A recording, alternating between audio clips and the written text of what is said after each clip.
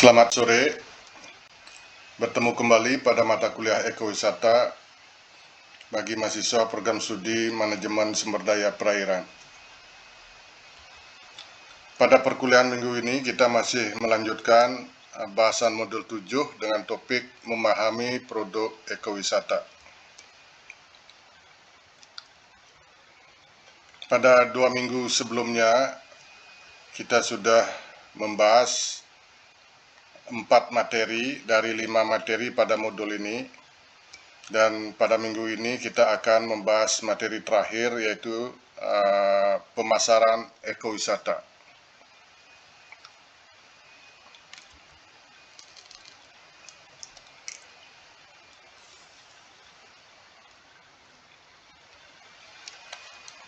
Pemasaran pariwisata pada prinsipnya mengacu pada kegiatan identifikasi dan antisipasi kebutuhan pelanggan atau konsumen, kemudian menyediakan produk, fasilitas atau jasa untuk memenuhi kebutuhan mereka, dan menginformasikan serta memotivasi mereka untuk mengkonsumsinya.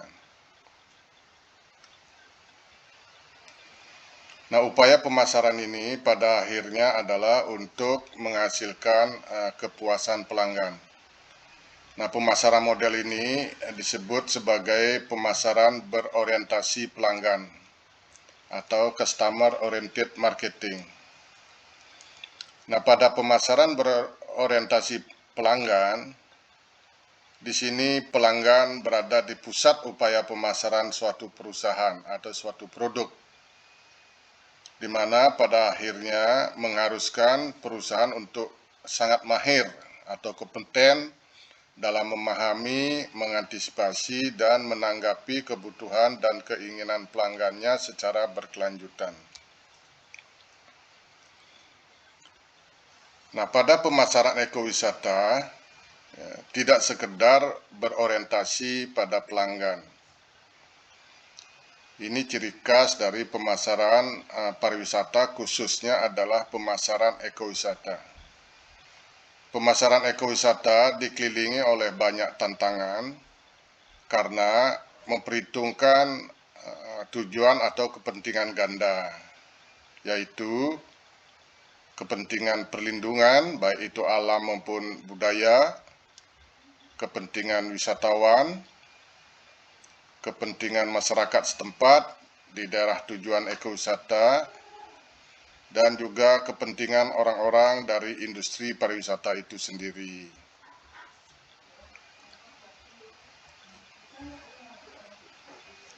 Nah, dalam rangka untuk memperoleh pemahaman tentang pasar ekowisata, penting untuk memperhatikan apa persisnya pemasaran itu. Pemasaran adalah sebuah komponen dalam sistem kegiatan usaha yang dirancang untuk merencanakan, kemudian menetapkan harga, mempromosikan dan mendistribusikan produk, jasa dan gagasan untuk kepentingan target pasar yang ada dan potensi konsumen rumah tangga atau pengguna industri untuk mencapai tujuan organisasi. Nah, dari definisi pemasaran di atas, pemasaran didasarkan pada bauran pemasaran atau disebut juga marketing mix yang melibatkan 4P, yaitu adalah produk, place atau tempat, price atau harga, dan promotion. Dengan penekanan pada aspek-aspek seperti menarik, berbeda, dan unik untuk mempertahankan dan memperluas basis pelanggan.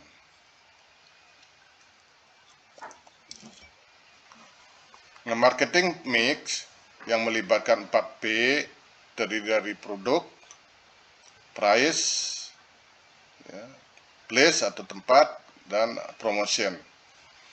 Nah, produk ini terkait dengan variasi dari produk, fitur atau deskripsi dari produk, kemudian kualitas, desain produk, ukuran, brand atau merek, kemudian kemasan, layanan, dan juga ada garansi atau jaminan. Sedangkan dari aspek price atau harga, ini melibatkan komponen daftar harga, ya, mungkin ada diskon, ada tunjangan, ya, periode dari harga pembayarannya, dan juga syarat-syarat kredit.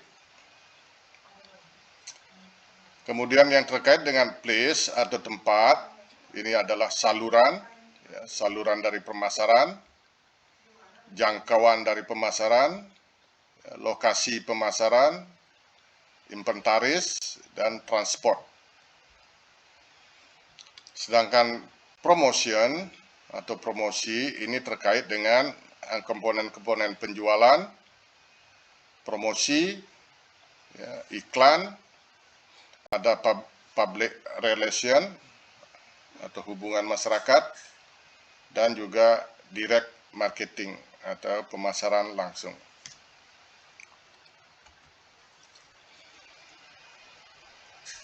Nah, beberapa strategi pemasaran ekowisata. Jadi pemasaran ekowisata ini adalah sangat spesifik, ya, dan terdapat beberapa strategi pemasaran ekowisata. Selama dekade terakhir muncul beberapa konsep pemasaran yang berkaitan dengan perlindungan lingkungan, kemudian produksi produk yang bersih secara ekologis, pelestarian sumber daya alam dari planet bumi ini, dan topik lingkungan lainnya. Nah, beberapa strategi pemasaran ekowisata terkait dengan konsep pemasaran ini adalah, pertama, dikenal sebagai pemasaran ekologis. Apa itu pemasaran ekologis? Pemasaran ekologis ini adalah pemasaran produk dan jasa dengan hasil ekologi yang positif untuk konsumen yang peduli terhadap lingkungan. Pemasaran ekologis ini meliputi semua kegiatan pemasaran yang ditujukan untuk menghilangkan konsekuensi dari masalah ekologi yang ada, di mana pemasaran ekologi ini muncul, ya, sebagai akibat dari meningkatnya perhatian dan keprihatinan manusia tentang masalah lingkungan. Pemasaran ekologi ini mulai diterima secara luas, ya, sekitar pertengahan tahun 1980-an seiring dengan semakin meningkatnya gerakan lingkungan hidup secara global. Nah, salah satu karakteristik paradigma pemasaran ekologi selama periode ini adalah fokus pada isu-isu lingkungan seperti polusi atau pencemaran udara, penipisan sumber-sumber energi yang tak terbarukan,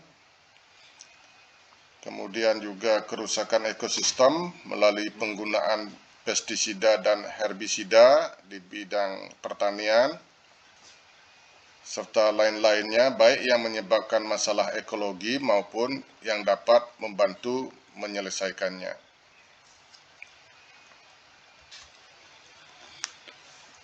Yang kedua adalah pemasaran hijau atau green marketing. Pemasaran hijau muncul seiring munculnya gelombang konsumen hijau. Nah, apa itu konsumen hijau?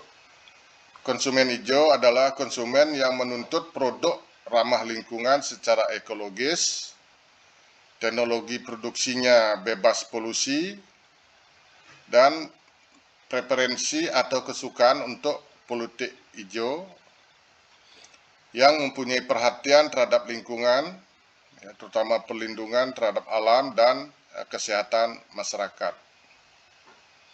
Nah, munculnya pemasaran hijau ini dilatar belakangi oleh beberapa tragedi besar di dunia, misalnya adalah tragedi Bhopal di India pada tahun 1984, kemudian isu lapisan ozon pada tahun 1985,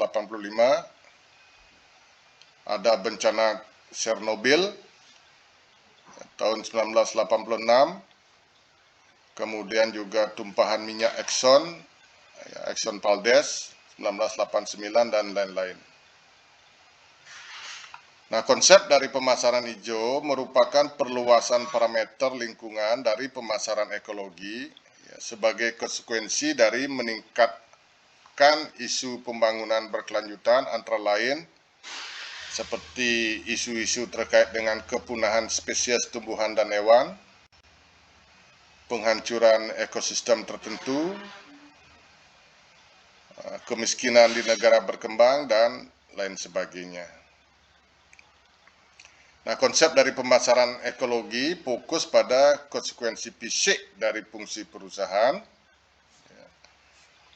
ya, bagaimana perusahaan itu di dalam proses produksinya, ya. Sementara konsep pemasaran hijau menyoroti sifat sistematis dari perusahaan dalam proses produksi.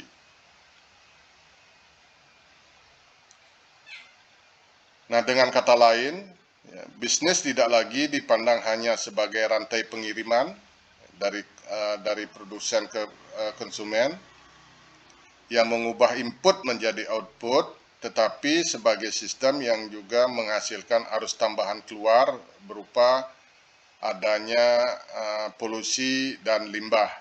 Ini dikenal sebagai eksternalitas negatif.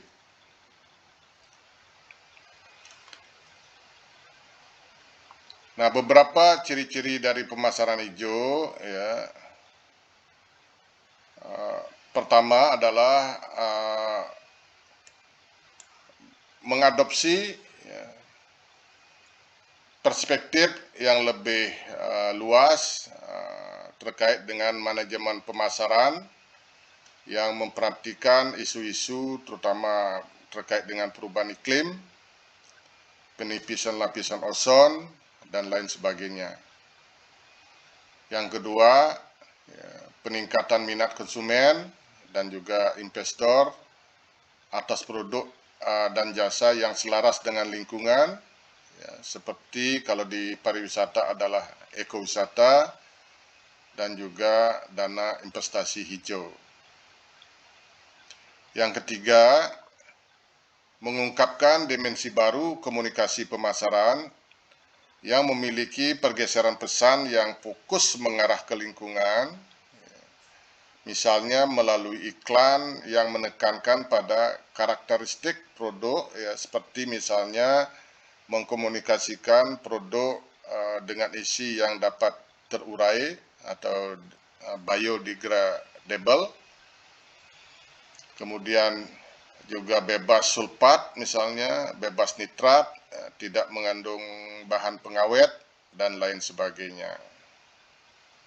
Yang keempat, peningkatan minat konsumen dalam cara barang diproduksi, ya, misalnya telur dari ayam kampung, ya, jadi ini terkait dengan minat konsumen, produk kosmetik yang tidak diuji pada hewan, karena ini juga mungkin menyakiti hewan, sayur organik, ya, buah organik, dan lain-lain, yang menjadi dasar penting untuk diferensiasi produk. Yang kelima, merancang jenis pembungkus baru, ya, kemasan baru, ya, dari bahan daur ulang yang lebih ramah lingkungan di satu sisi, dan juga mengurangi biaya produksi di sisi lainnya. Nah, yang keenam, peningkatan secara signifikan dan frekuensi melakukan riset pemasaran yang memang didedikasikan untuk mengatasi masalah pemasaran lingkungan.